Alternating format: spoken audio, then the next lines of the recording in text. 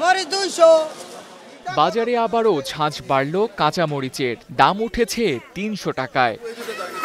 কদিন আগেও যে কাঁচামরিচের কেজি বিক্রি হয়েছে 60 থেকে 70 টাকায়, তা এখন ক্রেতার নাগালের বাইরে। কয়েক গুণ বেড়ে মানভেদে কেজি বিক্রি হচ্ছে 200 থেকে 250 টাকায়। পাড়া মহল্লার ছোট বাজারগুলোতে যার দাম আরও বেড়ে ঠেকেছে 300 টাকায়।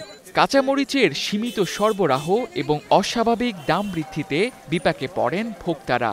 পুরো বাজার ঘুরছে, আমি মরিচ কোথাও পাই নাই, এই একটাই দোকানে পাইলাম। হাফ কেজি নিতাম 50 টাকা দিয়ে, 250 নিয়েছি 50 টাকা দিয়ে, তো 200 টাকা কেজি হয়ে গেল। হুট করে দাম বেড়ে গেছে, অনেক দাম বেশি। আজকে তো যেতেছে দাম বেশি, বাজারে কাঁচামরিচ নাই, এখানে আছে আর ওই পাশে এক জায়গায় আছে আর কাঁচামরিচ নাই।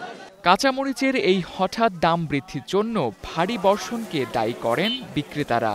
প্রতি বছরে বৃষ্টির মৌসুম আইলে, বর্ষার মৌসুম আইলে কাঁচামরিচের দামটা বেড়ে যায়। কয়েকদিনে একটানা বৃষ্টি হইলে গাছ, এই যেখানে মরিচ আবাদ করে পানি জমে গেলে গাছ পচে যায়। 3-4 দিন বৃষ্টি হইতেছে, এই জন্য তুলতে পারতেছে না।